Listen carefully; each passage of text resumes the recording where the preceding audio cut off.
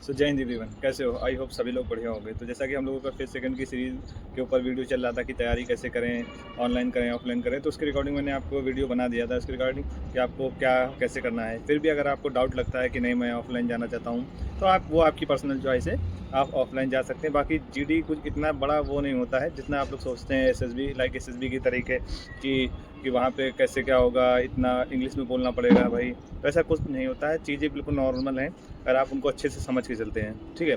तो जैसा कि आप लोग जानते हो कि मैं एक्स अग्निवीर हूँ और काफ़ी पहले से भी मैं वीडियो बना रहा हूँ। जब मैंने एयरफोर्स ज्वाइन नहीं किया था और बीच में वीडियो बंद कर दिया था, हालांकि फिर से हम लोग ये सीरीज़ स्टार्ट कर रहे हैं।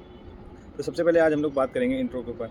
तो देखो, सबसे पहले अगर आप लोग इंट्रो के ऊपर बात करें तो इंट्रो इतना लंबा चौड़ा नहीं देना होता है। जैसा कि आप लोग देखते हैं या आप लोग कभी भी कहीं ऑफलाइन जाते हैं तो इतना लंबा चौड़ा इंट्रो बना देते हैं, अपना नाम, फिर पूरी फैमिली के, कि आपके फादर का क्या नाम है, वो क्या करते हैं, मदर का क्या नाम है, उनका ऑक्यूपेशन क्या है।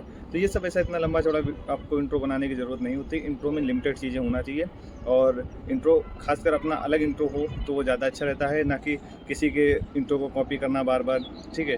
बाकी इंट्रो में देखो, सबसे जो इंट्रो में होती है वो रियल चीज़ें, जेन्युइन चीज़ें रखना चाहिए। आप पता चला हॉबीज़ में लिख दिया पेपर रीडिंग, न्यूज़पेपर रीडिंग, और आपको वहाँ बोलने की तमीज़ नहीं है, इंग्लिश बोल नहीं पा रहे हैं, 2-4 लाइनें बोलना है उसमें भी आप अटक के जा रहे हैं, तो ऐसा नहीं होता है। जो चीज़ें हैं रियल रखो, जेन्युइन रखो, तो इससे काफ़ी इम्पैक्ट पड़ता है। तो सबसे पहले हम लोग आप बात करेंगे इंट्रो के ऊपर। देखो, सबसे पहले इंट्रो 2 तरीके से होता है। वहाँ पे या तो आपके सीईओ सर जो भी आपका जीडी ग्रुप डिस्कशन लेंगे तो पहले से ही ब्रीफ कर देंगे कि आपको इंट्रो में आपको क्या-क्या बोलना है। जैसे मैंने 2 बार जीडी क्वालीफाई किया है, तो उसमें क्या होता है, सीईओ सर ने ब्रीफ कर दिया था लास्ट टाइम कि उन्होंने बोला था आपको इंट्रो में अपने बारे में बताना है, अपनी क्वालिफिकेशन बताना है और आप एयरफोर्स क्यों ज्वाइन करना चाहते हैं। बस 3 चीज़ें बताना है, उसके बाद अबाउट द टॉपिक बोलना है आपको।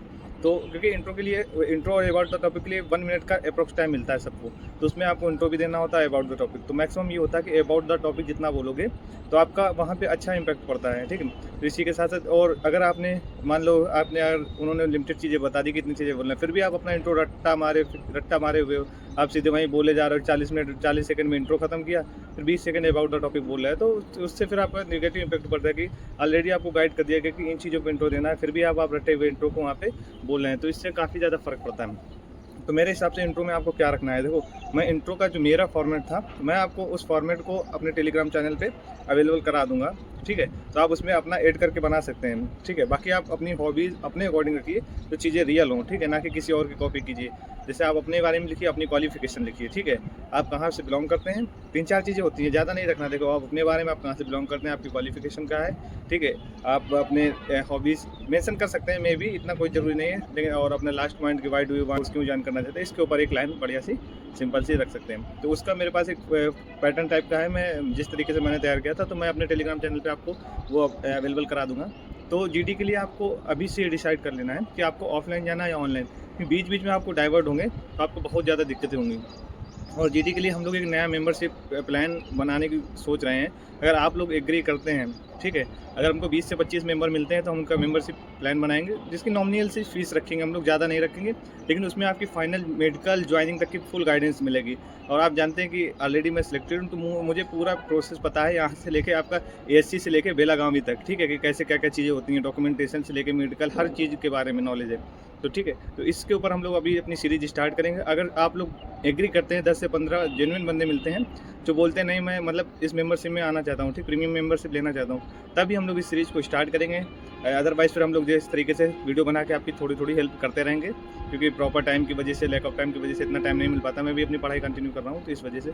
तो अगर आप लोग 15-20 बंदे हो जाते हैं टेलीग्राम पे जो मैसेज कर दें मुझे पर्सनल कि हाँ मैं प्रीमियम मेंबरशिप लेना चाहता हूँ, तो फिर हम लोग एक अलग ग्रुप बना लेंगे उनका।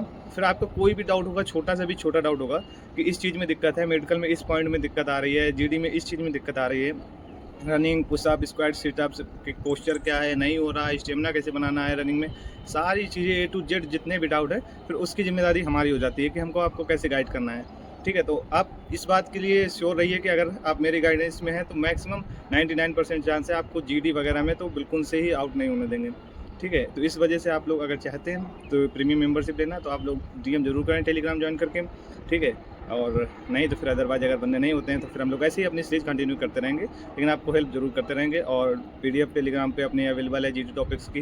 बाकी जीडी टॉपिक का इतना कुछ नहीं होता, मैंने पहले वाले वीडियो में भी बताया है। लिमिटेड टॉपिक याद कर लीजिए, 30-40 जो भी हैं, 20-30-40, क्योंकि वहाँ पे आप कितना भी याद करके जाएंगे मतलब लेस पॉसिबिलिटी रहती है कि सेम टॉपिक फंस जाए। लेकिन अगर आपने 30 से 40 टॉपिक याद कर रखे हैं तो उनका कंटेंट मिला के आप, और वहाँ पे जो आप रफ शीट में लिखते हैं आपको की पॉइंट, तो उनसे मिला के आप अपना आराम से वहाँ पे जीडी दे सकते हैं, अपना टॉपिक बढ़िया से लिख सकते हैं, क्योंकि आपके पास कंटेंट होगा चीज़ों को लेके। इस वजह से मैं बोलता हूँ कि 30-40 टॉपिक याद कर लीजिए, बस इतना मोर देन इनफ रहेगा जीडी के लिए। और बाकी अपने फिजिकल पे ध्यान रखिए, हालांकि अभी टाइम है तो आप अभी से अपनी रनिंग वगैरह और सबसे ज़्यादा पुशअप स्क्वाट्स पे ध्यान रखिएगा, क्योंकि इनका पोस्चर और पोजीशन होना, सही पोजीशन होना बहुत ही ज़रूरी है, नहीं तो अदरवाइज़ आप लोग वहाँ पे आउट हो जाएंगे, इतनी मेहनत करके जाएंगे। तो इसके पोस्चर वगैरह के लिए मैं अगली बार इसके पोस्चर वगैरह पे वीडियो बना दूंगा। बाकी अगर आपका और कोई डाउट आता है तो कमेंट सेक्शन में आस्क कीजिए, और जो भी भाई लोग नए चैनल को ज्वाइन नहीं किया है तो चैनल को ज्वाइन कर लीजिएगा, सब्सक्राइब कर लीजिएगा, और अपना व्हाट्सअप चैनल भी है, डिस्क्रिप्शन में लिंक अवेलेबल करा दूंगा, उसको ज्वाइन कर लीजिएगा, और टेलीग्राम को भी ज्वाइन कर लीजिएगा। तो जय हिंद एवरीवन।